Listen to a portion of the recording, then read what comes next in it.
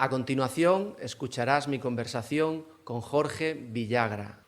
Jorge es investigador del CSIC en el Centro de Automoción y Robótica y lidera desde 2016 el programa Autopia, programa desde donde se testeó hace un tiempo la calidad de conducción autónoma en España con un trayecto de 100 kilómetros entre El Escorial y Arganda. Jorge obtuvo su doctorado en Ciencias de la Computación, Robótica y Control Automático en la Escuela de Minas de París en 2006.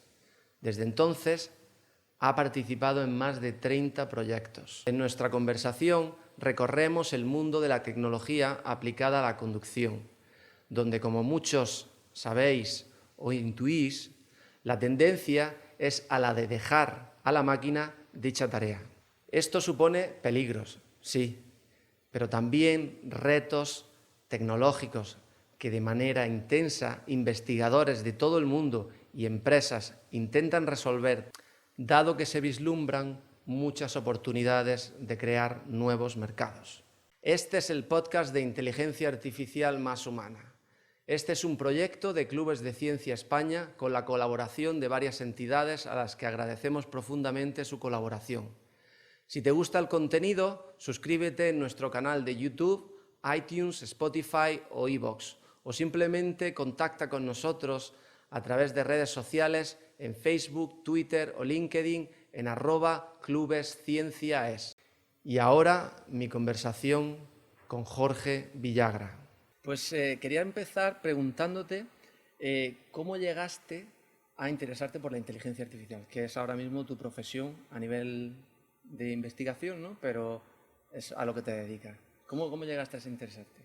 Bueno, en realidad lo primero que quería era precisar un poco, porque claro, de la inteligencia artificial hablamos todos hoy mucho de ella y en los últimos tiempos se asocia casi ineludiblemente al aprendizaje automático y a las capacidades superpotentes que tienen hoy los ordenadores, la gran cantidad de datos y lo que se puede hacer con todo ello.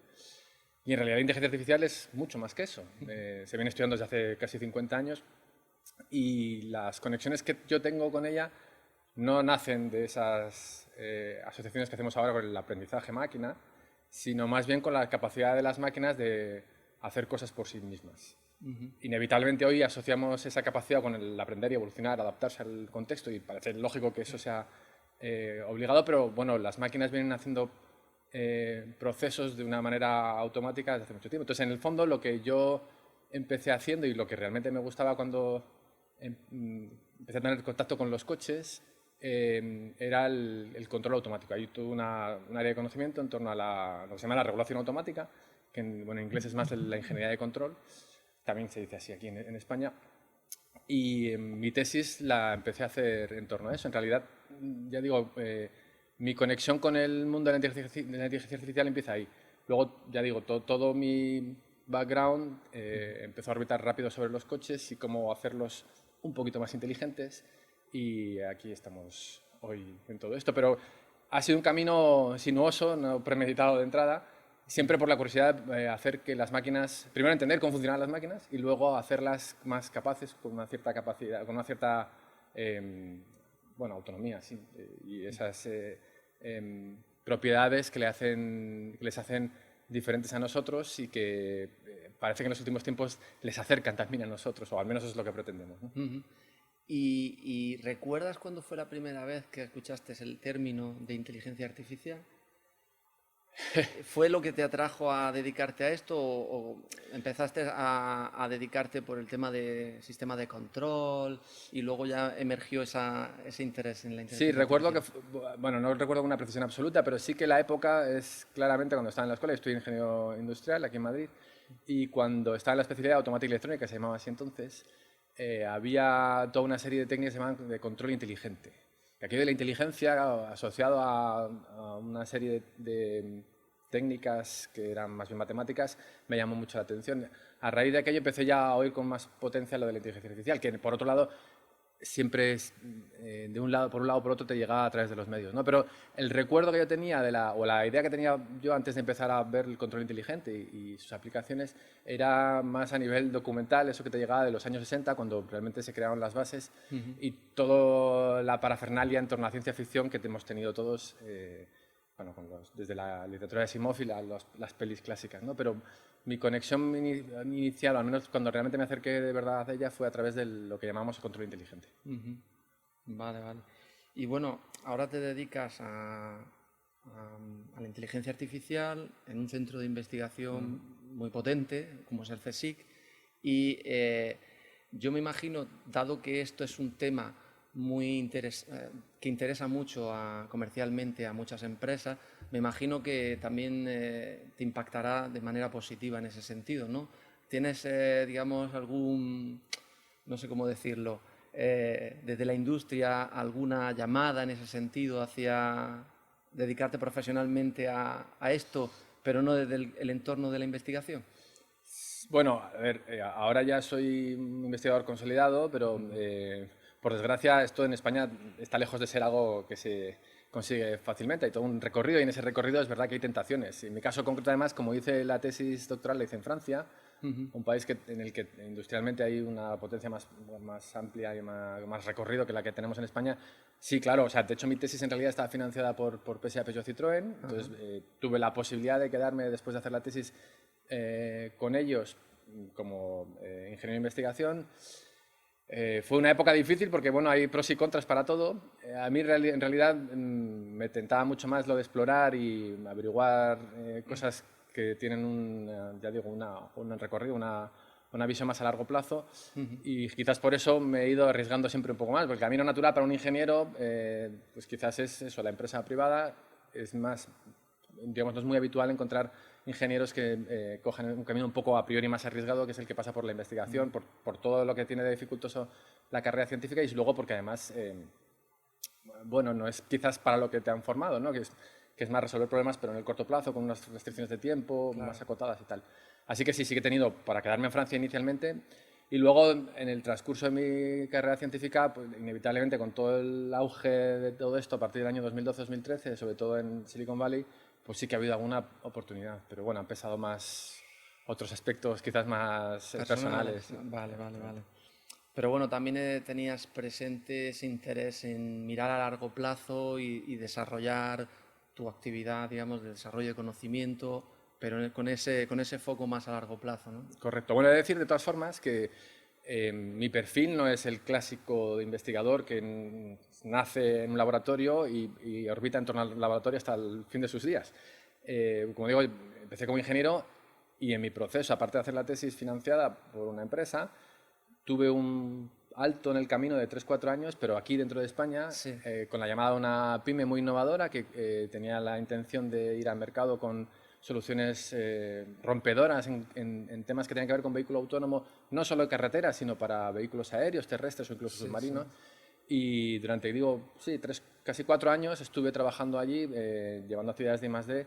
Fue una experiencia muy grata y además muy enriquecedora porque te permite ver todas esas cosas que a veces desde la otra barrera tenemos tanta dificultad en entender, ¿no? Las necesidades de la empresa por hacer algo disruptivo, pero que sea útil y que tenga negocio, ¿no? Que, digamos, encontrar esas conexiones entre la investigación a largo plazo y la viabilidad de los modelos de negocio, que yo creo que me ha ayudado o me está ayudando todavía hoy en entender mejor por dónde tirar a la hora de identificar las líneas de investigación. Claro, esa sinergia con la industria siempre es positiva tanto para una parte como para la otra. Total, yo creo que en España tendríamos que potenciarla aún más, viendo un poco la experiencia que he tenido en Francia, que desde luego tienen en Alemania y por no hablar de Estados Unidos sin duda.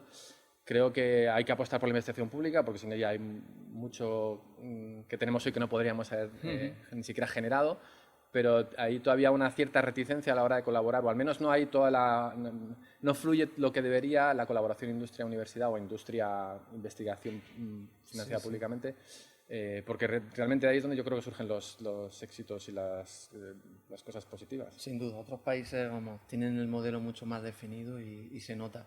Esto te lo preguntaba porque tuve la oportunidad hace ya 4 o 5 años de hablar con Joshua Bengio, uno de los padres del deep learning, y le preguntaba eso, que claro, o sea, Facebook, Google, Apple, cualquier empresa del Silicon Valley estaba tocando la puerta cada día sí, otro día no, para que se llevase tanto su cerebro como su laboratorio allí. Y él obviamente siempre está abierto a colaborar, pero de una entidad mucho más independiente, ¿no? Un centro universitario. Y, y estamos hablando de cantidades de dinero, oportunidades de, ya no solo para él personalmente, sino para desarrollar su labor científica. Impresionante, o sea, facilidad de recursos. Pero esa postura me gusta, esa postura de los investigadores que quieren mirar un poco más a largo plazo, mantener cierta independencia, aunque bueno, esas empresas siempre te dejan la libertad de hacer lo que tú quieras. Y me parece muy digno. Bueno, tiene sus pros y sus contras, como tantas cosas, ¿no? Eso es verdad que eso es casi sagrado en España, tenemos esa libertad de cátedra y eso es algo muy de agradecer, que además creo que es necesario para poder explorar cosas a largo plazo, no estar sometido a la dictadura, entre comillas, del mercado. Necesitamos, a veces cuando contratas con empresas aquí en España que todavía no tienen esa madurez para entender, o esos recursos, o ese músculo financiero, para entender que para ir al mercado con algo novedoso y disruptivo, 5 años posiblemente sea lo menos de lo que se puede hablar. Bueno, pues eso es un problema que en Estados Unidos, posiblemente porque tienen otra capacidad financiera, está más superado. Esa es la primera de las cosas, los ciclos, ¿no? Pero luego, efectivamente, lo de la independencia y la manera de interactuar también entre los agentes como una posición neutral.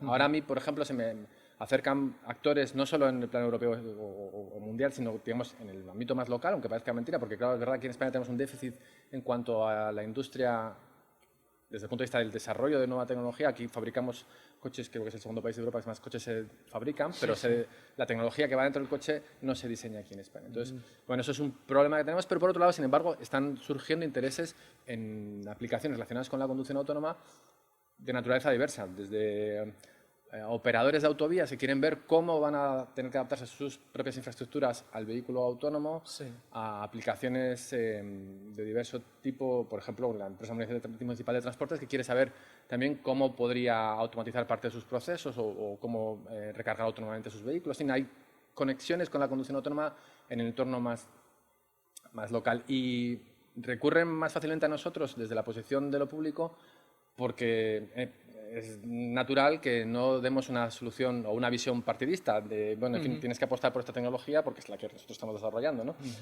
Nuestra labor, yo creo que consiste en explorar soluciones desde una posición lo más agnóstica o tecnológicamente neutra, ¿no?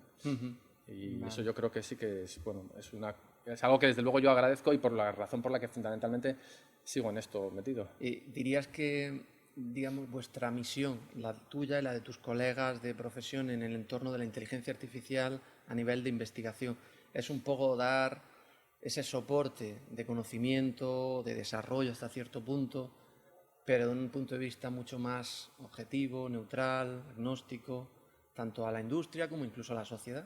¿Dirías que esa es un poco la misión que tenéis? Esa es la misión. Luego tiene cierta componente utópica a veces porque inevitablemente nosotros, sobre todo cuando trabajamos en un campo como el nuestro en el que hace falta una infraestructura para poder trabajar, yo tengo en mi grupo 5 vehículos que hay que mantener, hay que digamos, mejorar y eso requiere un esfuerzo humano importante. Entonces, parte de mi trabajo inevitablemente es la captación de recursos para poder hacer que ese equipo funcione y trabaje en condiciones. Y lo deseable sería que yo tuviese esos recursos un poco per se en base a los resultados científico-tecnológicos que vamos consiguiendo. A veces tenemos que recurrir a captación de esos recursos sin, digamos, dando una solución sin duda interesante, pero que no necesariamente resuelve los problemas a largo plazo que nos planteamos. Así que tenemos que combinar un poco esa búsqueda de soluciones a largo plazo que ni siquiera los Google o Tesla pueden hoy resolver con cosas más cercanas de nuestro ecosistema, que por otro lado es natural porque se está haciendo una inversión desde lo público hacia nosotros y tenemos que dar un retorno a la sociedad, pero que a veces son soluciones un poco más cercanas a la ingeniería que a la investigación como tal, ¿no? Entonces, bueno, hay un equilibrio que tenemos que hacer, pero sí que sería deseable que hubiese una estructura más sólida que nos permitiese avanzar sin tener que ir a la búsqueda de esa financiación de manera sistemática. Bueno, ya centrándonos un poco en el tema de los coches autónomos, ¿no? Me gustaría que formulases el problema de coche autónomo, o sea, cuál es el marco, digamos, general que un científico, un ingeniero, se enfrenta cuando quiere investigar en coches autónomos? Es una pregunta compleja complicada de resolver porque digamos, la conducción autónoma es un compendio de múltiples tecnologías que hay que integrar de manera coherente. En general, casi todo lo que hacemos bebe de la tradición de la robótica, digamos, toda una serie de desarrollos en robótica desde hace no menos de 30 años, sino más. Y, por supuesto, también bebe de la inteligencia artificial. Pero la robótica en sí, hoy incluso desde Europa, está vista como... En fin, no es fácil distinguir la frontera entre la robótica y la inteligencia artificial, al menos en lo que tiene que ver con la inteligencia artificial embebida en algo que tiene un movimiento físico, ¿no? Sí, sí. Está formado por átomos. Sí, de alguna manera. Entonces, digamos, como robot, si vemos el vehículo autónomo como un robot, hay tres grandes disciplinas que permiten a un robot funcionar en el paradigma clásico, que son las disciplinas que tienen que ver con la percepción del mundo, los sensores, el tratamiento de la información que percibimos, la toma de decisiones en base a lo que hemos descubierto de esos sensores y la manera en que lo hemos ido gestionando, y la consecuencia de la decisión que hemos tomado, que es la actuación en sí. Entonces, la agrupación de esas tres áreas, que son percepción, toma de decisiones, actuación, junto con la interacción, que cada vez es más necesaria, en el caso de la conducción autónoma, porque no podemos todavía hacerlo todo con una máquina y tenemos que interactuar con el tipo que está ocupando el asiento del conductor, el pasajero, pero además no solo esa interacción, sino la que tiene el coche con los otros agentes que están alrededor de él, ya sean otros vehículos como peatones, ciclistas, motociclistas, en fin, toda una infinidad de agentes con los que no hay que limitar solamente a observar, sino de alguna manera a negociar, ¿no? Lo hacemos hoy cuando pasamos por un cruce, miramos a la cara del conductor si somos peatones y inconscientemente negociamos quién pasa antes en el caso de que no haya semáforo, ¿no? Pues la máquina tiene que de alguna manera gestionar esa interacción también, ¿no? Entonces, bueno, digamos que hay esos cuatro pilares. Formular la conducción autónoma es extremadamente complicado, pero digamos que el sueño sería poder apoyarse en esas cuatro grandes áreas o disciplinas tecnológicas para conseguir que un vehículo pueda ir de un punto A a un punto B de la manera más eficiente posible sin necesidad de intervención humana. Eso implica, por supuesto, la autonomía decisional, también en lógica al menos abstracta implicaría la autonomía energética, que fuese capaz de irse a cargar en caso de que lo necesitase, sin necesidad de que alguien se lo dijese. Y bueno, eso es un poco el resumen así de lo que sería la conducción autónoma, si la consideramos como lo que hace falta para que un vehículo se desplace con esa capacidad decisional. Ahora, en realidad, yo cada vez digo menos que trabajo en conducción autónoma solo, sino en lo que tiene que ver con la movilidad compartida, demanda autónoma, ¿no? Porque el reto en realidad no es solamente hacer los vehículos más seguros, que por supuesto es algo muy importante, sino mejorar también la eficiencia y la contaminación, los problemas de contaminación medioambientales que tenemos en la sostenibilidad, al fin y al cabo, en las grandes ciudades, donde tenemos ese gran desafío del que hablamos todos. Y el vehículo autónomo independiente, aislado, como algo que reemplaza al vehículo particular, no es la solución, si se considera como tal. No puede serlo porque, como mínimo, tendríamos el mismo número de vehículos en la calle y eso no va en la línea de poder hacer las ciudades más sostenibles, más vivibles, ¿no? Entonces, bueno, si lo extendemos a algo más que las tecnologías que tienen que ver con la conducción con una autónoma para el vehículo, habría toda una serie también de técnicas relacionadas con la optimización de flotas, con la comunicación entre vehículos. No he hablado pero bueno, igual tenemos ocasión de hacerlo. Hablamos en general de conducción autónoma cuando nos centramos en lo que tiene que ver con lo que está dentro del vehículo y cómo se las apaña el vehículo para desplazarse. Pero menciona la interacción pasa necesariamente por la comunicación con el mundo exterior y todo lo que tiene que ver con las comunicaciones y la ciberseguridad es otro de los grandes retos a los que nos enfrentamos. Así que bueno, no sé si te respondí a lo que esperabas, te da un poco una lista de tecnologías en las que nos enmarcamos. O sea, yo veo ahí una serie de componentes, principalmente la percepción, la planificación o toma de decisiones y la actuación, ¿no? Con sus feedbacks y interacción, que son los componentes principales, y luego una cantidad de objetivos un poco a los que atacar con ese tipo de marcos teóricos, conceptuales, a nivel de desarrollo algorítmico y con un peso en el hardware también muy grande, ¿no? Porque mencionabas antes el tema de la actuación, ¿no? La actuación depende mucho también de la velocidad de respuesta, los tiempos de latencia, ¿no? Ahora con el 5G se reduce un poco ese ese umbral tecnológico que se podría tener ahí y va a facilitar que ese momento de poder desarrollar nuevas aplicaciones llegue con mucha más velocidad, ¿no? Totalmente. Bueno, he hablado hace un momento de que la interacción es una pata importante y la comunicación con el mundo exterior lo es. Durante mucho tiempo en vehículo automatizado y conectado, que lo decimos un poco así en el mundillo, el estándar de comunicaciones era algo parecido al Wi-Fi, pero un poco más robusto, ¿no? Para sistemas críticos como son los vehículos. La llegada del 5G, bueno, cuando veamos que se despliega correctamente, porque todavía no deja de, Sí, claro. de tener una componente de promesa-esperanza que no hemos visto del todo, pero se supone, y tal y como está definido así lo debería ser, que vamos a tener esa combinación ideal entre anchos de banda casi infinitos, o al menos suficientemente amplios como para dar cabida a todas las necesidades del vehículo autónomo, y latencias pequeñas y deterministas, es decir, que nos llega la información rápido y con una cadencia constante, ¿no? Que es una de las grandes necesidades de un sistema que necesita sistemáticamente, cada, por ejemplo, 100 milisegundos, renovar su ciclo y actuar, pensar y actuar, pensar y actuar, percibir, pensar y actuar. Entonces, eso está claro que va a cambiar las cosas. Pero no solo el 5G es una tecnología esencial y que puede habilitar muchas nuevas aplicaciones y acelerarlas. Todavía hay mucho que hacer en los que tiene que ver con los sensores que van dentro del vehículo. En particular, el gran objeto del deseo desde hace 5 o 6 años es el LiDAR. El LiDAR, digamos, supuso el entender que realmente esta tecnología era viable cuando empezaron a hacerse los primeros prototipos por lo que es Waymo, que fue Google en su día, heredando lo que se hicieron los DARPA Challenge de los años 2005 al 2007, lo que fue un poco lo que llamamos el nacimiento de esta tecnología de la conducción autónoma.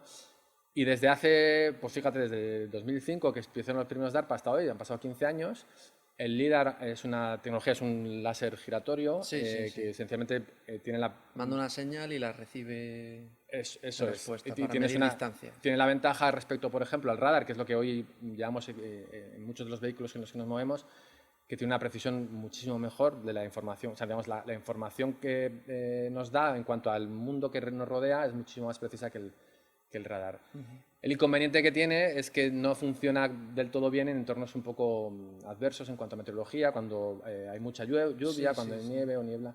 Entonces, bueno, todavía queda camino por delante y hay mucha gente que piensa que el LiDAR es esencial para poder hacer esto una realidad. Entonces, todavía, aunque la tecnología del LiDAR ha avanzado mucho, hay aún recorrido, así que a nivel hardware hay cosas por hacer. Sí. Bueno, aquí me voy a adelantar un poco, una pregunta que te iba a lanzar más tarde, porque has sacado el tema del LiDAR. Existe otra alternativa, ¿no? Mucho más sutil desde mi punto de vista y por la que gente como Elon Musk que está apostando muy fuerte, porque el LiDAR tiene un problema, digamos, de la naturaleza del coste, ¿no? de la tecnología, que eso incrementa mucho el precio y a nivel comercial pues eso es una cosa que se considera mucho. Y está el punto de vista de una cámara, igual que nosotros tenemos la visión, el conductor humano tiene visión y bueno, otro tipo de sensores como el auditivo, pero principalmente la visión, y con esa tener capacidad tridimensional para visualizar todo y algorítmica, sobre todo deep learning para tanto definir profundidades como segmentar un poco o semantizar un poco lo que se ve, decir que esto es una persona con esta proyección. O sea, ¿cuál es tu opinión en ese punto de discusión actual? Que no está claro. ¿Es mejor el LiDAR que el computer vision con inteligencia artificial, con deep learning, o sigue siendo el LiDAR más potente? En realidad mi visión es que es mejor tenerlo todo. Sé que es una respuesta a la gallega, pero bueno, como decía antes, todos tienen sus pros y sus contras. Yo personalmente creo que la estrategia de Elon Musk es súper osada y hay que darle todo el mérito que tiene, pero creo que no es sostenible a largo plazo para las ciudades. Creo que en fin, para una autopista hasta se ve con el autopilot que tiene hoy desplegado en prácticamente todos sus vehículos, funciona mejor que cualquier otro sistema en el nivel 2 en el que está. Luego si quieres hablamos de los niveles de automatización. Pero digamos, la fiabilidad absoluta que se requiere y sobre todo la robustez a unos escenarios supercambiantes, que es lo que nos encontramos en las ciudades, no la podemos conseguir con un único sensor. No es un problema específico del LiDAR o sí, el LiDAR no. Es básicamente, yo creo que igual que existe redundancia en los aviones y nos metemos en ellos con cierta tranquilidad, bueno, porque las estadísticas demuestran que es el medio de transporte más seguro. Si queremos aspirar a algo un medio de transporte en el que los usuarios, los ciudadanos confíen, necesitamos tener no sé si la convicción absoluta de que no va a fallar, porque es algo muy complicado, pero sí que tenemos que mejorar muy mucho las cifras que tenemos hoy en cuanto al número de pérdidas de control por millas recorridas, ¿no?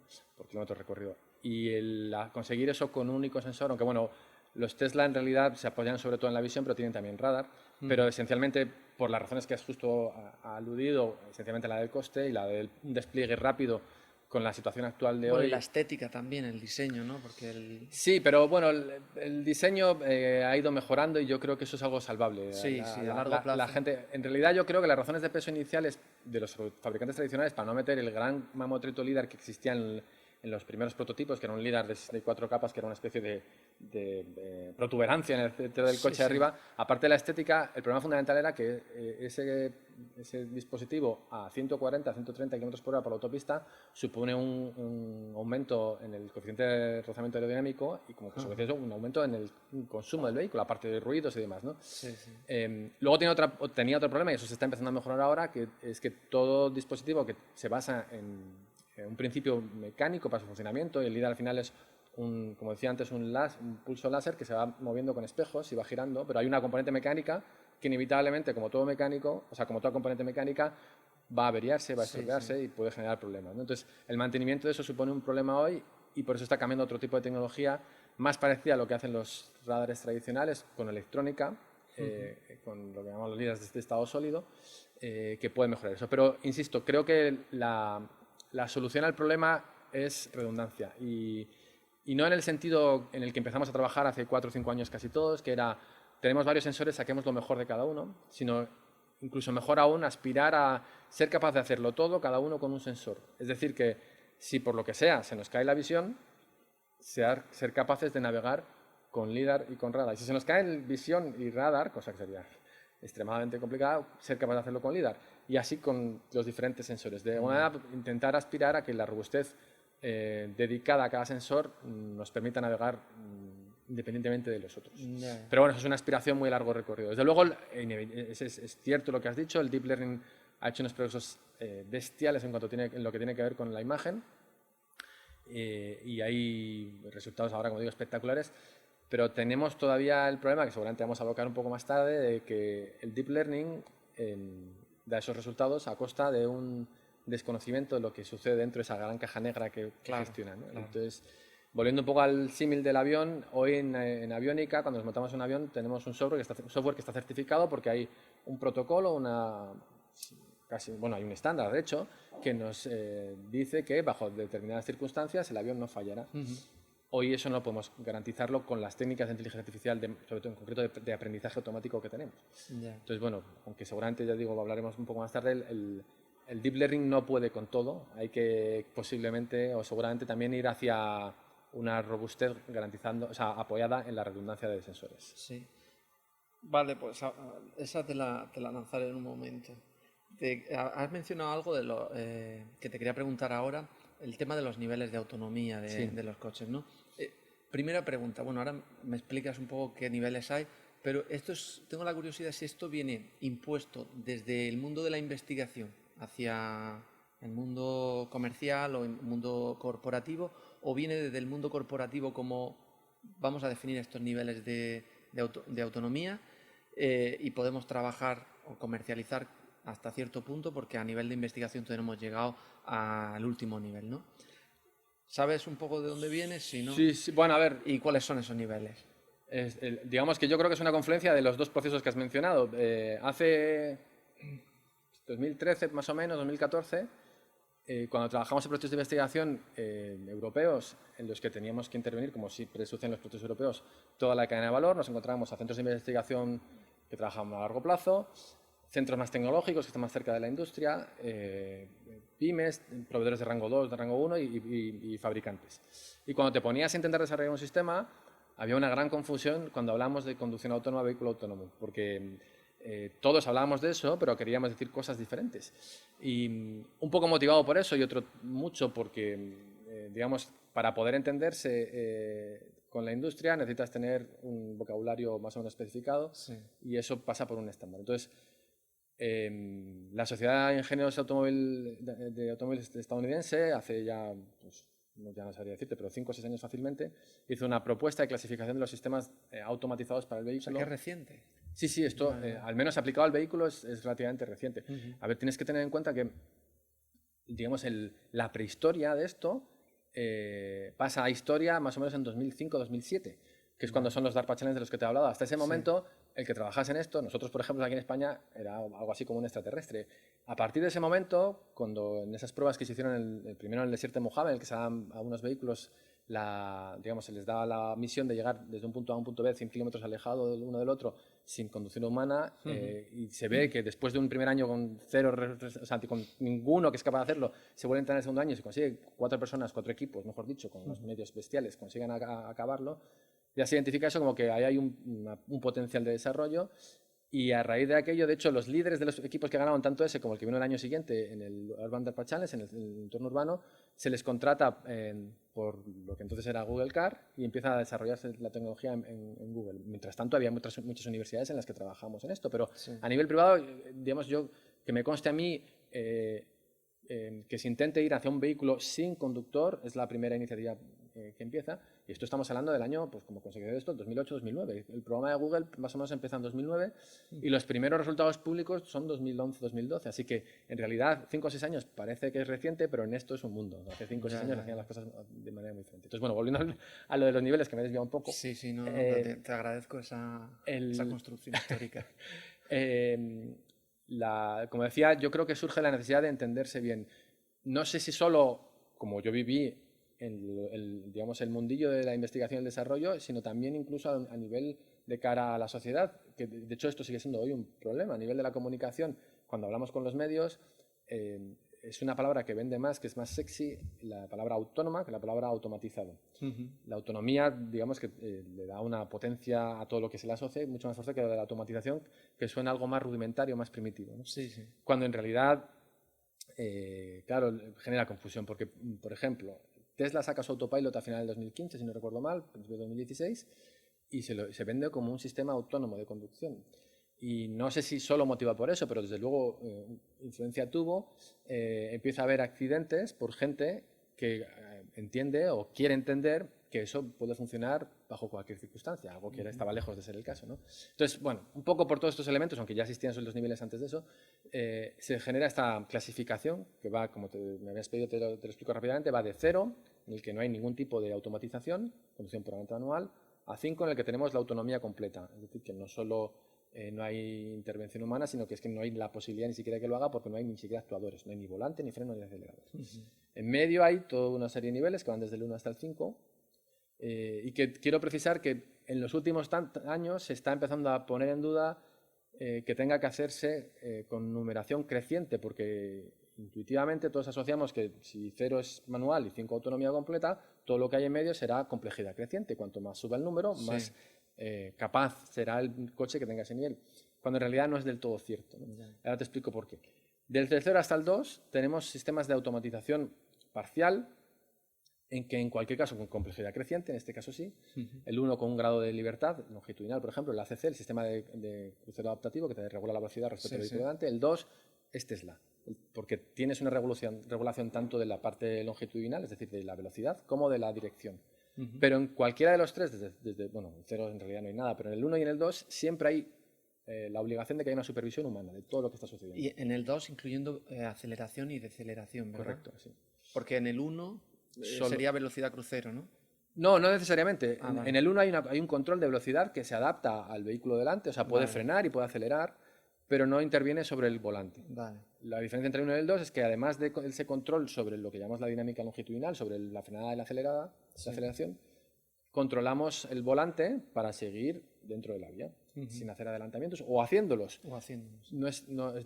Digamos, no sales del nivel 2 por el hecho de hacer adelantamientos. Lo que cambia del nivel 2 a los que vienen después es que hasta el nivel 2 hay una supervisión humana. Es decir, que implícitamente el sistema está diseñado para que de un segundo para otro el sistema diga no sé más, no sé hacer más, y tienes que coger el control. Y de un segundo para otro, si una persona está haciendo cualquier otra cosa que no sea estar atento a la conducción, hay accidente garantizado. Generalmente, ¿cómo se resuelve ingenierilmente eso? Bueno, de hecho, generalmente dos adverbios hay un poco. O sea, cómo tiene que actuar el conductor en el nivel 2, ¿cómo se avisa? ¿Con un pitido, con una desconexión de ese sistema o qué alternativas hay? A ver, digamos, no hay muchas alternativas en el momento en que tienes que desconectar, porque se desconecta y a partir de ese momento, si estaba manteniendo una cierta velocidad, se suelta la aceleración, entonces empieza a frenarse, pero por deceleración, no por frenada, y el volante está suelto. Lo que entiendo que te produce curiosidad es ver cómo se avisa, aunque sea con un segundo de antelación, al conductor de que tiene que tomar el control porque un segundo después va a dejar de hacer el sistema artificial lo que sea con el coche. Claro. Entonces, bueno, eso justo es un ejemplo clásico que damos para entender cómo el proceso en Estados Unidos y en Europa es muy diferente, o ha sido muy diferente. El autopiloto de Tesla surge hace 3 años y pico, y cuando sale a la carretera comercialmente, la autoridad federal norteamericana apenas pone limitaciones, de tal manera que Tesla emitía una alerta, pero no era algo que fuese crítico. Cuando empiezan a surgir los primeros accidentes, la propia Autoridad Federal Norteamericana de Seguridad lo que obliga a Tesla y a cualquier otra que quiera desarrollar un sistema de nivel 2 es a que, como por definición tiene que haber supervisión humana, cada 2-3 segundos hay un recordatorio permanente de que el conductor tiene que tener las manos cerca del volante. De tal manera que en realidad está monitorizando al conductor el sistema para estar seguro de que lo hace. Claro. Eso es un poco lo que hace, digamos, las medidas de prevención respecto a cómo evitar que la desconexión sea sin control. En Europa todo esto no ha podido darse. Bueno, los Tesla operan hoy, pero que digamos que no dejamos inicialmente desplegar los sistemas de autopilot de Tesla porque hay mucho más, no sé si la palabra correcta es difícil de encontrar aquí, pero digamos, hay mucha más prudencia, siendo políticamente correcta. Otra cultura. Y digamos que no es tanto aprende probando, sino más sal a la calle cuando ya estés seguro de que las cosas no van a tener problemas. ¿No? Entonces, bueno, esto me he ido desviando, pero vamos, volviendo a lo que me decías, ese nivel 2 es la frontera entre lo que hoy sabemos hacer y sobre todo entre lo que hoy podemos hacer y lo que viene después. Porque a partir del nivel 2, es decir, niveles 3, 4 y 5, la supervisión ya no la hace el humano, sino que la hace la propia máquina. Y ahí el primer problema... ¿La supervisión del humano o de la supervisión del propio vehículo automatizado la hace... Parece un poco redundante que el sistema se supervise a sí mismo, pero sin conciencia. No está de más recordarlo. O sea, dicho de otra manera, el sistema es capaz de anticipar los problemas. Mientras que en el nivel 2 no lo es, simplemente cuando ve ya que es inminente es cuando te lo dice. Por eso la obligación de estar un poco pendiente, ¿no? Y de monitorizar constantemente. Con el nivel 3, al menos teóricamente, el sistema puede ceder el control humano, pero con un tiempo de cesión lo suficientemente amplio como para que el humano que está haciendo otra actividad, incluso medio dormido, pueda volver a la actividad de conducción. Y los estudios nos dicen que, aunque parezca exagerado, la media de tiempo para volver de una actividad otra a la conducción y tener la capacidad cognitiva completa para la conducción está en torno a los 15 segundos. Entonces, claro, imagínate tú conduciendo por la calle, por la calle de Madrid, desde luego, pero incluso en carretera, anticipar el futuro 15 segundos es casi tarea imposible, ¿no? Entonces, ese nivel 3 es especialmente complicado. Y por eso hay un nivel 4, que es anterior al 5, que es la utopía de conducción autónoma completa, que es... En el nivel 4 no damos la posibilidad de que el humano tome el control. Entonces me dirás, pues eso es un nivel 5, porque tenemos autonomía completa. Pero en realidad lo que le diferencia no es que haya o no supervisión humana, que ya hemos dicho que 3, 4 y 5 tiene supervisión propia de la máquina, sino que limitamos el entorno de operación. La diferencia fundamental entre nivel 4 y nivel 5 es que el nivel 4 puede no tener ya pedales ni volante, pero opera en un entorno restringido de operación, es decir, que no es capaz de salir a la calle de aquí afuera, ni mucho menos va a operar. De hecho, ya existen vehículos de esta naturaleza, los pequeños autobusitos de los shuttles de algunas empresas francesas o norteamericanas que operan en aeropuertos, en entornos, ya digo, restringidos, en los que tienen una complejidad reducida y pueden controlar más o menos lo que pasa.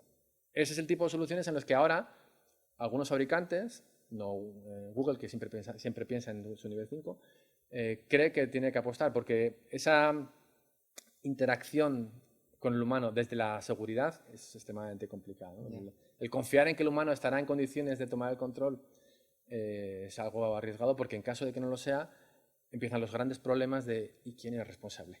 ¿No? Pues la máquina que no lo ha avisado con tiempo suficiente, es el humano que ha pasado de su tiempo, el tiempo autorizado para tomar el control. Así que bueno, espero no haberme liado mucho, más o menos para explicar. Me parece muy didáctica toda la exposición que has hecho porque no sé, queda muy claro cada parte.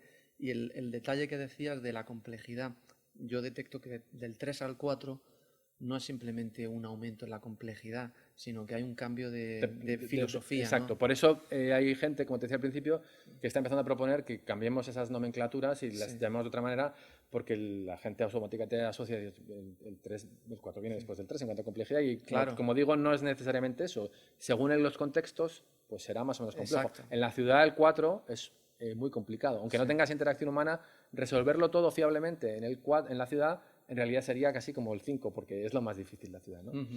Pero, sin embargo, si te ciñes a un entorno acotado o incluso lo que yo creo que será una de las primeras soluciones que tengamos automatizadas, que es en la autopista.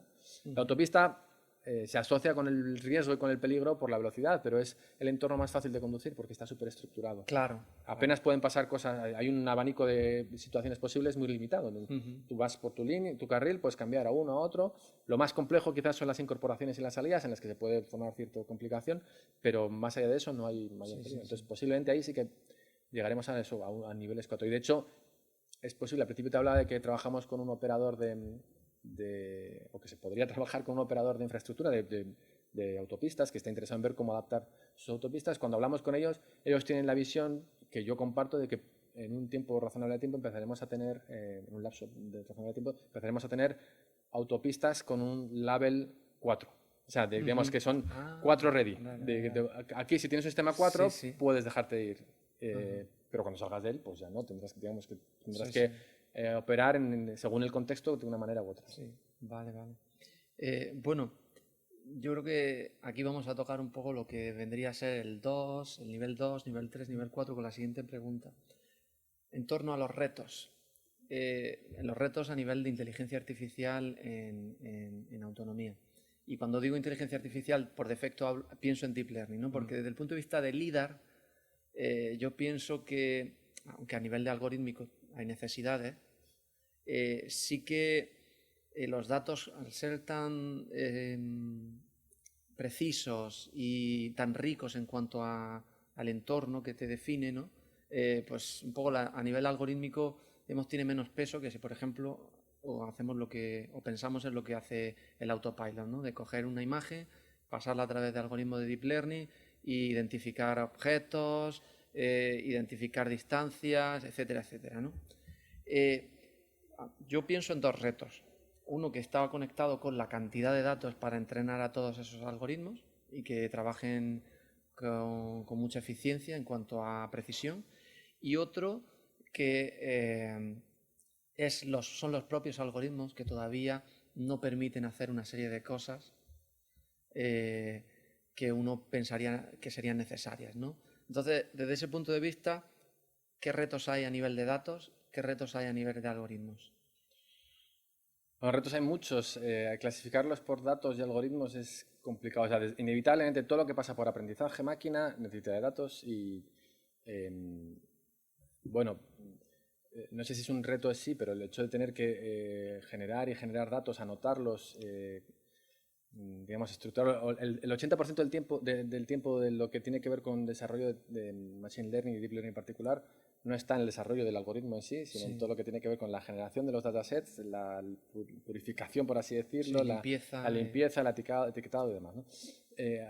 Quizás la mejora en la productividad en eso podría ser un reto, pero yo, cuando me preguntan por el dato, en lo que más pienso es en cosas que son quizás más, que se desvían un poco de la parte tecnológica y tienen más conexión con otras áreas de nuestra vida, que es en la gestión del dato desde el punto de vista de la integridad del dato y la privacidad del dato, y cómo gestionamos los datos de manera consistente. Pero entiendo que tu pregunta iba más por la parte tecnológica. Sí.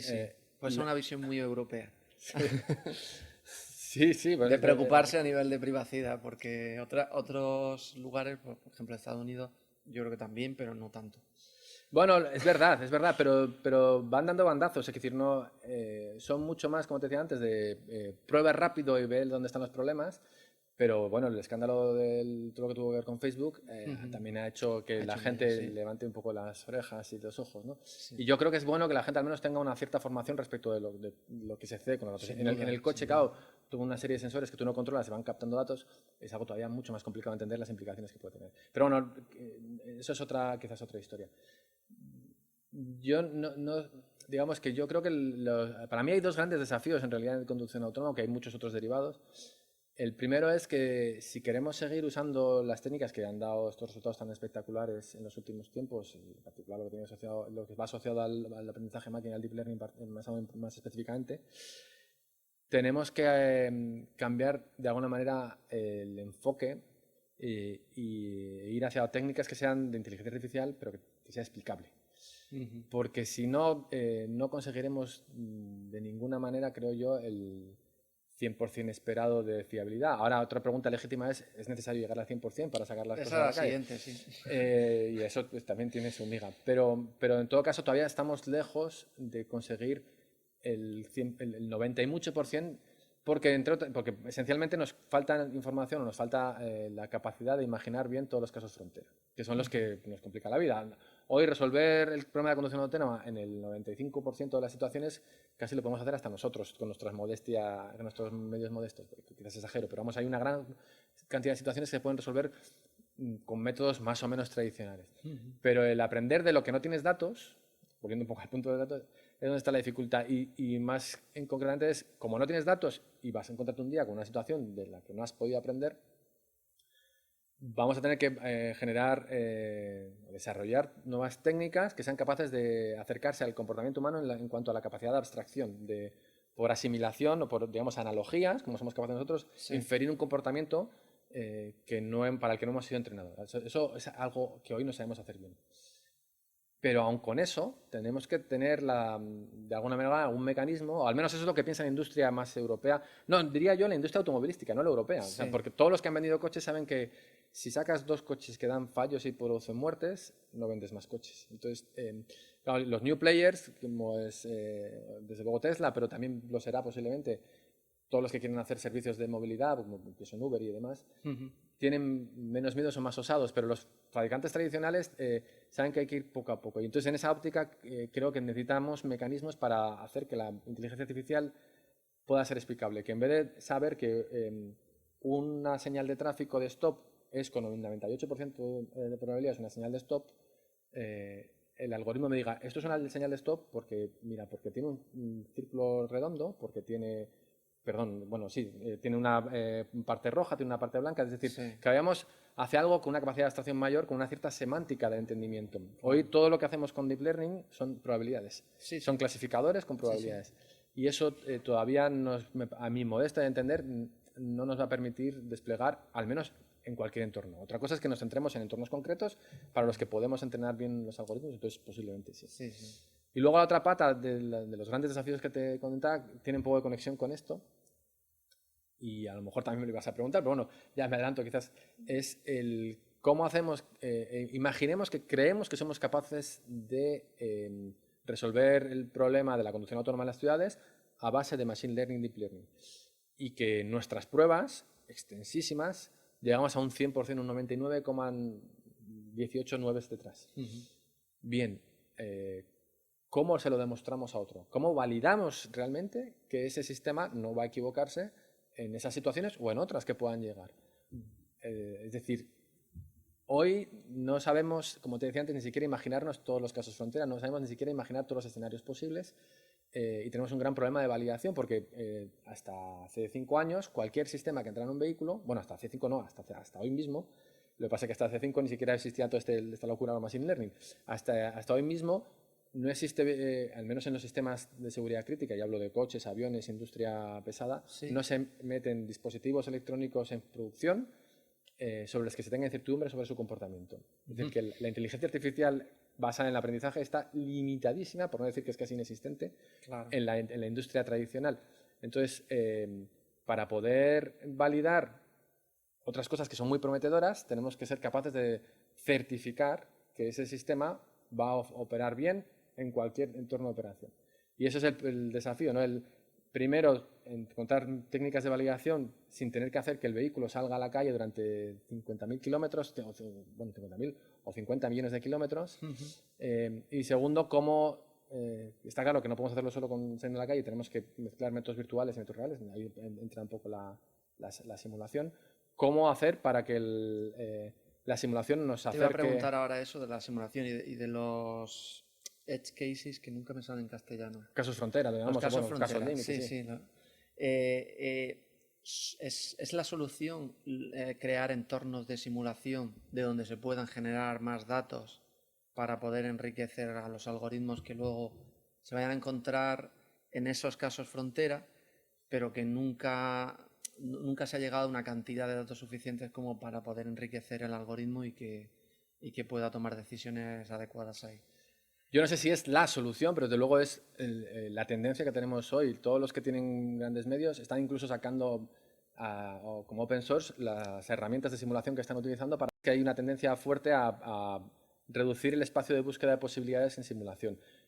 Lo cual, como tú bien digamos, apuntas, no nos permite validar el sistema. Lo que nos permite es eliminar miles y miles de kilómetros de pruebas en casos absurdos. Claro. Absurdos en cuanto a su relevancia. Es decir, que no tiene mucho sentido que empleemos, yo qué sé, 300.000 kilómetros en probar qué pasaría si hay una mancha de aceite delante o no, si hemos probado ya en entornos más concretos que es irrelevante respecto a la seguridad. Bueno, en el caso de la mancha de aceite igual no es más relevante, más significativo, sí, pero se entiende. De alguna manera lo que tenemos que intentar es centrarnos en los casos realmente complicados, y para eso nos ayuda mucho la simulación. Luego, la experimentación real es necesaria porque los simuladores, por muy buenos que sean, sobre todo a nivel de sistemas de percepción, de recreación del mundo real, no dejan de ser modelos con sus limitaciones que por definición son falsos o imperfectos, vamos a decir falsos, no, imperfectos. Entonces, claro, lógicamente hay que ir al mundo real, pero sí que estamos mejorando muchísimo en la reducción del workflow, del ciclo de trabajo, con esos simuladores que están mejorando de manera también exponencial. Hace 5 años apenas había un simulador comercial específico para conducción autónoma, hoy hay una competencia salvaje porque hay unas capacidades bestiales en cuanto no solo a la recreación de mundos virtuales, sino a la generación automática de escenarios, que es un poco uno de los grandes desafíos, ¿no? Vale. Y la pregunta siguiente, ya lo has mencionado, pero quiero profundizar en ello. ¿Cuáles son las métricas que nos ayudan a decir este coche o esta flota de coches con esta tecnología es más seguro que la conducción de un ser humano genérico, ¿no? En general? ¿Son las métricas de número de accidentes por kilómetro? ¿Cómo se experimenta en ese sentido para poder llegar a un convenio general de decir, oye, esto es más seguro? Otra cosa es el sesgo que tengamos a decir, aunque sea más seguro, si no podemos explicarlo, no lo vamos a usar. Correcto. No, pero que también lo apuntabas antes, ¿no? Pero ¿cuáles son esas métricas? Bueno, todavía esto, como tantas cosas de las que estoy hablándote, están lejos de estar fijas y bien definidas. Estamos explorando y viendo un poco pros y contras. Lo que hoy a nivel de experimentación, desarrollo de experimentación, se está usando mucho, sobre todo para, de alguna manera, cuantificar la calidad o la robustez de los sistemas que se están desarrollando, es lo que llamamos el número de disengagement, de desconexiones del sistema artificial, ya sea porque el safety driver, el conductor que va en el coche de autónomo, tiene miedo y no se fía del sistema artificial, o porque el propio sistema artificial dice, yo no sé seguir con esto, toma tú el control. Entonces, ese número de disengagement por número de kilómetros es un indicador de la madurez de la tecnología. Y esto es muy variable según, por supuesto, según la zona en la que se opere. Pero esto no es en realidad algo que nos permita cuantificar la seguridad respecto a la conducción humana. Esto es más un poco cómo avanzamos. Ahora, ¿cómo cuantificamos respecto a la conducción humana? Pues es difícil. Hay propuestas de diversa naturaleza y hay alguna que tiene que ver un poco con cómo funcionan las casas aseguradoras hoy. Que en el fondo, aunque sea muy mercantil, nos dan un poco el coste por kilómetro, el coste de lo que nos cuesta recorrer X kilómetros sin accidentes. Sí. Para eso lo que se hace, asumamos por ejemplo que de media en el mundo occidental, pues, cojo Estados Unidos que es de quien más tenemos cifras, pero es perfectamente extrapolable a Europa, más o menos. Tenemos un incidente conduciendo cada 100.000 kilómetros. Incidente no es accidente ni mucho menos muerte, pero incidente. Entonces, la cosa sería ver si hacemos una métrica que tiene que ver con el número de incidentes por kilómetro o mejor, los dólares que nos cuesta por kilómetro recorrido, ¿no? Entonces, cuanto menos dólares te cueste por kilómetro recorrido, parece que de alguna manera somos, digamos, el sistema artificial va a ser más mejor. eficiente a nivel económico. Claro, pero bueno, la economía es un... en fin, yo estoy lejos de ser un teórico económico, ni mucho menos, pero lo que sí que es verdad es que una casa aseguradora no va a regalar el dinero, pero va a tener que ser competitivo. Entonces, de alguna manera, si cuantifica lo que está dispuesto a pagar por kilómetro recorrido con un vehículo de estos, de alguna manera está cuantificando la calidad del sistema de la misma manera que lo hace con el respecto al ser humano. O sea, igual que son capaces más o menos, a partir de los datos de accidentología, de decir, me sale un humano me cuesta X euros o dólares por kilómetro recorrido, pues un sistema artificial lo será tanto más o menos. Entonces, cuando tengamos datos suficientes como para poder comparar, podremos a partir de ahí ver si es una métrica razonable. Es muy mercantilista, pero es posiblemente una que tenga... A ver, luego también hay un aspecto que tiene muchísimo sesgo, que es no tiene nada que ver un kilómetro, como te decía antes, en autopista. Claro. Que primero se avanza, categorizar ese tipo de incidencia. Primero el tipo de incidencia y luego el tipo de zona en la que tienes el incidente, porque no es lo mismo, como digo, hacer kilómetros en autopista, que primero vas muy rápido y luego además la complejidad es ínfima comparada a las ciudades, con eso, meterte en el Arco de Triunfo de París o una intersección complicada en Manila y ver el número de accidentes ahí por kilómetro, o el número de dólares que cuesta por kilómetro, por kilómetro de milla recorrida. Pues bueno, habrá que de alguna manera categorizar eso. Yo creo que estamos todavía lejos de tener un estándar único y válido para cualquier entorno. Vale, quería preguntarte también sobre un tema que has lanzado al principio y que me parece súper interesante. Esto lo vi yo hace mucho tiempo, no sé si en el 2006 o 2007, sobre simulaciones donde metes coches en una simulación y esos coches están coordinados entre sí, es decir, se pueden comunicar, saben la posición, la velocidad, la dirección a la que van, etcétera. Desde ese punto de vista, poner una capa por encima de eso para resolver potenciales atascos, que es algo que a todos nos afecta y un problema también económicamente que tiene un impacto importante, pues existía. Ahora con el tema de los coches autónomos y que esa tecnología al final te permite también poder comunicarse entre sí los coches, puede ser que llegue. ¿Tú cómo lo ves en ese sentido? Yo no sé, no solo pienso que puede ser, yo creo que va a llegar obligatoriamente. O sea, a ver, vamos a matizar un poco. Lo que creo es que a mí me preguntan mucho, por ejemplo, si creo que habría que modificar mucho la infraestructura. Y en general la gente cuando me pregunta eso está pensando más en que cambiar las carreteras, poner más o menos, pintar mejor las líneas, cambiar las señales, etc. Yo estoy pensando sobre todo en la infraestructura digital. Y creo que la infraestructura digital nos aporta una riqueza de información que no podemos despreciar en absoluto, y más aún con la tendencia creciente que tenemos de dispositivos por todos lados. Entonces, soy más reticente respecto al hecho de que haya un gran hermano que lo regule todo, pero sí que la información de la infraestructura, entendida esta como balizas repartidas en zonas críticas especialmente complicadas, que nos informan de cómo están llegando los vehículos, a qué velocidad, con qué frecuencia, con qué caudal, nos va a dar información importante, primero, en primera instancia, sobre la regulación de tráfico, pero eso ya se hace hoy, va a hacerse mejor y con más calidad en el futuro, pero sobre todo a nivel para el vehículo autónomo, volviendo al caso del Arco de Triunfo del que hablábamos antes, para de alguna manera darnos pistas sobre cómo y cuándo poder entrar en la rotonda. Claro. Algo que si uno tiene la información limitada que tenemos con los sensores embarcados, pues es mucho más complicado. Cualquier vehículo autónomo hoy que se enfrente al Arco de Triunfo no podrá pasarlo hasta las 4 o las 5 de la mañana en que el tráfico más o menos baje, porque están diseñados para ser conservadores, para tener seguridad antes de nada, ¿no? Safety first. Si queremos ir hacia algo que sea usable y que mejore la eficiencia de las ciudades, que mejore la fluidez, tenemos que combinar esa seguridad con algo razonable. Y la única manera de hacerlo, yo creo que es aprovechar la información que nos aporta la infraestructura. Esa infraestructura no solo es, mira, por aquí pasa un peatón, sino los propios vehículos que se comuniquen entre sí. Yo creo mucho en eso, pero no necesariamente, ya digo, como un paradigma centralizado de alguien que lo controla todo y envía la información, sino de el aprovechamiento de múltiples fuentes de información desde el propio cerebro del vehículo. Claro. O sea, que el vehículo no solo use sus sensores, sino toda la información que le llega de fuera para componerse un mapa del entorno lo más completo posible y le permita avanzar. No, yo he tenido que sufrir y seguiré teniendo que sufrir atascos y siempre he pensado que la conducción, aunque nosotros estamos limitados en cuanto a la capacidad, digamos, de alcance de, de nuestros sensores y al final acabamos siendo muy individualistas en la conducción. Sin embargo, la conducción es un problema cooperativo, ¿no? Correcto. Un colectivo. Y cuanto más cooperativo muevas el problema o digamos, el cómo se desenvuelve, mucha más eficiencia vas a poder conseguir. O sea, desde un plano de vista teórico, 100% no hay nada que objetar. Ahora, en el mundo individualista en el que vivimos, Claro.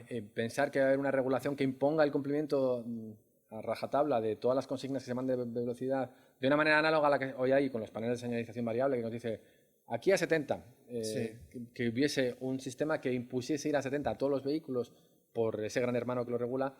Y soy un poquito más escéptico, pero no porque no funcione, que sería lo ideal, sino porque el mundo occidental en el que estamos, no sé si nos lleva por ese camino, que es más de cada uno por su lado. Pero sí que creo que la cooperación puede venir de una manera un poco inconsciente, un poco como hacen digamos que hay una especie de inteligencia emergente, como hacen las hormigas con un objetivo, digamos, común. Buscar algún objetivo, eficienciar. Piensas un poco en tu solución particular de tu problema, que es avanzar, pero digamos, hay una especie de recompensa que tiene que ver con llegar más rápido a tu sitio y que se te va a generar de manera descentralizada, inconsciente, ¿no? O sea, va a haber mecanismos que yo creo que van a ser muy útiles en ese sentido. Sí. Ahora también, vuelvo al un punto que mencioné al principio, creo que no hay que ser naivos en cuanto a que el hecho de que un vehículo conducido por una persona hoy y solo ocupado por una persona pase de ser manual a ser autónomo, cambie completamente la foto. La clave de todo esto digamos, pueden mejorar ciertos aspectos. Hay estudios que dicen que la eficiencia en una autovía puede mejorar en torno al 25 o 35%. La capacidad, que no es desde luego desdeñable, pero lo que cambia la foto realmente es que pasemos de una tasa de ocupación que está ligerísimamente por encima del 1, sobre 5 posibles. Por debajo del 1 no puede ser. Pero vamos, que estamos en el 1,2, 1,3 en el mejor de las condiciones. El otro día le he investigado decir, esto es que no tiene ni pies ni cabeza, es como imaginemos que tenemos a 5 caballos y vamos siempre conduciendo con un caballo y vamos a los 4 al lado vacíos para todos lados, ocupando el espacio correspondiente de los 4 caballos. Entonces estamos desperdiciando una capacidad, un potencial de traslado de movilidad que no nos podemos permitir. Entonces yo creo que, por supuesto que la tecnología de la que estamos hablando hoy puede mejorar, pero puede mejorar exponencialmente si la combinamos con la economía colaborativa, compartida. Sí. Eso ya implica unos cambios en los modelos culturales también. Porque sí, pero bueno, hay gente hoy que uno de los problemas es que todo el mundo piensa, yo con mi coche me desplazo, y no piensa, yo busco el que haya coches que podamos compartir varias personas y que de alguna manera me tenga que adaptar a esa nueva filosofía de Por supuesto, esto va a tener transporte. mucho que ver con incentivos. Si no hay incentivos, esto no funcionará, claro. Pero ya hoy hay chicos jóvenes, posiblemente que tienen menos recursos económicos, que se desplazan por la ciudad compartiendo sin ningún problema porque les sale más barato. Las nuevas generaciones están más, estamos más yo en ese sentido soy bastante optimista. Hay otras cosas que veo más complicadas, pero eso sí que creo que puede llegar si hay una cierta voluntad. Otra cosa que comentabas y que quiero cerrar un poco el tema de la inteligencia artificial, el engagement, ¿no? El engagement del piloto. He visto que hay mucha literatura, pero mucha, que roza casi lo psicológico, ¿no? El estudio de la psicología del piloto cuando o está conduciendo o incluso cuando no está conduciendo, cuando está con un piloto automático, con un autopilot, por usar la marca. En ese sentido, ¿cuáles son los focos, digamos, de atención de la comunidad científica, si los conoces, en cuanto a la investigación en el engagement? ¿Qué cosas se quieren resolver? Entiendo que visto desde una perspectiva de cómo conseguir que la capacidad de atención o sea, en una óptica de no tener autonomía completa, sino asumir que vamos a tener un contexto en el que podamos ir en autónomo y otro en el que tenemos que volver a conducir nosotros, ¿no? Sí, claro. Bueno, en eso no está, digamos, ahí trabaja mucha gente en Human Factors y efectivamente eso hay un amplio abanico de gentes trabajando desde la psicología a la sociología y la ergonomía y, por supuesto, la gente que desarrolla tecnología más cercana a nuestra, pero no está específicamente en mi campo de aplicación y de investigación. Lo que sí sé es que es un reto especialmente complejo porque esto ya lo hemos visto, por ejemplo, con los pilotos de aviones. Sí. Hace 4 o 5 años la Autoridad Federal de Aviación norteamericana emitió un informe en el que alertaba sobre la pérdida de capacidades de los pilotos, no quiero asustar a nadie, pero por el uso excesivo del autopiloto. El autopiloto en el avión hace que el piloto no tenga que hacer prácticamente nada durante el 90% del tiempo del trayecto. Y eso no solo te desconecta en cuanto a la capacidad cognitiva, que es un problema, sino que el informe va más allá y decía que cuando llegan situaciones de emergencia, el piloto tiene mucha menos capacidad de resolverlas que antaño. Y no digo en el momento puntual, sino que pierde skills, capacidades, en cuanto a que, se va relajando, va teniendo que enfrentarse menos. Y uno, cuanto menos ejercita una capacidad, pues menos la tiene fresca. Es como el que no conduce apenas, cada vez que coge el coche le cuesta un poco más enfrentarse a una situación un poco difícil, ¿no? Entra en la emergencia, le da pánico, pues un poco este tipo de cosas. Entonces, es complicado, porque claro, por otro lado la gente te puede decir, bueno, pero a ver, si tú lo que estás pretendiendo es que el piloto, o sea, que el que hace normalmente de conductor pueda relajarse y de alguna manera desconectar para no tener que estar como lo hace manualmente, ¿qué me estás contando? ¿No? Entonces, claro, está un poco en contraposición. Hay un poco una especie de dicotomía ahí difícil de gestionar. Yo lo que creo, va en la línea de lo que te contaba antes, de que creo que va a haber, al menos durante un largo periodo de tiempo, contextos de operación en los que tendremos, siempre pongo la metáfora del jinete montado a caballo, en el que tenemos que asumir que si, igual que los caballos, que el jinete cuando entra con un caballo en un bosque tiene que tirar las riendas y tener bien fuertes las riendas para guiar de cerca al caballo, y que cuando va por un prado se relaja y casi le deja que gestione, pues nosotros tendremos que un poco, en función del contexto, y desgraciadamente en la ciudad tendremos que hacer el ejemplo del bosque, y en la autopista podremos desconectar más, pero no habrá una solución única para todo. Esa gestión del disengagement, de la falta de atención y la combinación con las capacidades cognitivas, habrá que adecuarlo al contexto de navegación o de operación del vehículo. Vale. Te quería preguntar también, porque no sé si de todo lo que hemos hablado hay algo que esté relacionado con tu foco de investigación. Sí. ¿Ah, sí? Vale. Pero bueno, si podías contarme un poquito más cuál es tu actual foco.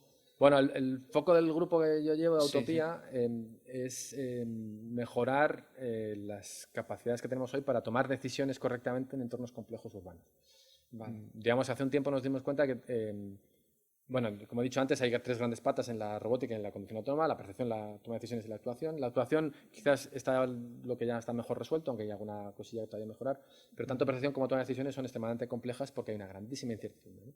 Entonces, nuestro foco es, asumiendo que tenemos Tú estás en toma de decisiones. En toma de decisiones, sí. Asumiendo que tenemos unas carencias en cuanto a la percepción, haciendo el símil, imaginemos que me tengo que tapar un ojo y tengo que atravesar el Arco de Triunfo con un ojo tapado. ¿Cómo lo gestiono? ¿Cómo hago que para pasarlo seguro, pasarlo? Lo primero, porque como te decía antes, lo normal sería que un vehículo autónomo se quedase esperando su gap, su hueco, y no pasase. Y luego hacerlo de una manera amigable para el que ocupa el vehículo, porque nos encontramos a veces que la gente se marea en los vehículos autónomos, porque hay una especie de discrepancia entre lo que su modelo mental ha adquirido durante años de conducción y lo que está experimentando, y eso le genera un rechazo. Cuando los mareos vienen típicamente de que lo que uno espera no es lo que realmente experimenta, ¿no? Y esto nos pasa a veces, ¿no? Entonces, eso tiene que ver con una mala planificación de movimientos, o mala en el sentido de que no es human-like, que no está adaptada a una evolución natural según los patrones que tenemos costumbre de ver. Entonces, bueno, ese tipo de problemáticas son las que nos interesan.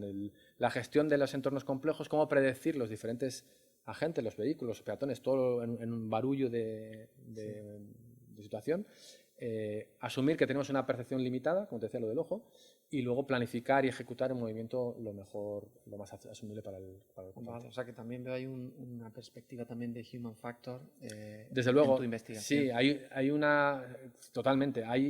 Hemos hablado bastante de inteligencia artificial porque entiendo que es un poco el foco de todo esto, pero hay una conexión que cada vez yo hago más, que es cómo hacer que inteligencia artificial y neurociencia converjan de alguna manera, ¿no? Un poco el entender nuestro cerebro para reproducirlo, mejorándolo. Suena muy pretencioso, pero no pretendemos en absoluto mejorar el cerebro humano, pero tampoco podemos intentar copiarlo al 100%, porque si queremos mejorar la seguridad no podemos caer en los mismos errores, ¿no? Entonces, digamos, extraerlo mejor, entendiendo un poco más su comportamiento para hacerlo predecible, pero también hacerlo, o sea, predecible para el ocupante, pero también predecible desde el punto de vista algorítmico para no tener sorpresas de esas que hablábamos con el machine learning. Y a nivel de inteligencia artificial, ¿trabajáis a nivel más teórico o también pues, con más, digamos, aplicado, experimental, utilizando deep learning, grandes cantidades de datos.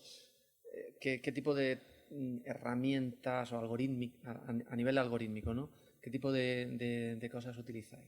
Bueno, yo como te decía antes, yo vengo del mundo del control. Entonces la teoría de control, además hay muchos patas dentro de la teoría de control, pero en mi caso era el control determinista, con lo cual estoy por Las formación antípodas. está en las antípodas de la inteligencia artificial. Sí, sí. Y he sido siempre muy reticente a meterme a ciegas.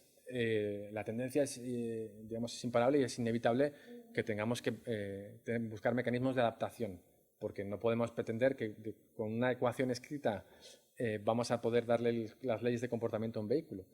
Pero lo que sí que busco entonces es utilizar alguna cosilla de inteligencia artificial, bueno, técnicas diversas. No hemos usado mucho Deep Learning, pero sí que hemos utilizado diversos tipos de redes de neuronas artificiales, que son un poco los padres o las madres de lo que se usaba en Deep Learning, y luego sistemas de clasificación artificial, redes bayesianas, toda una serie de técnicas más tradicionales de la inteligencia artificial para modelar. Siguen teniendo mucha potencia. Sí, desde luego. Pero no, digamos, no cosas que sean muy intensivas en datos para aprender, al menos de momento. Y sobre todo, o sea, no por definición, sino porque lo que a mí me interesa más es tener un comportamiento acotado, dar una especie de estructura sobre la que aprendemos en cosas concretas y acotadas. No pensar en una caja negra a la que dejamos evolucionar según el Una filosofía muy de científico. De decir, bueno, no, pero voy a poder avanzar con el conocimiento si puedo pues, hacer un experimento y testear una hipótesis con un sí o un no. Sí, pero no quiero decir en absoluto con esto, que nos infiera que aquel que hace Deep Learning no tiene una aproximación científica. Claro, pero sí que un poco también, o sea, desde luego motivado por nuestra actividad científica, pero también por el conocimiento del mundo al que vamos dirigidos, a estos fabricantes que son muy conservadores, hay que generar confianza en lo primero, en los que van a trasladar estas tecnologías a la sociedad.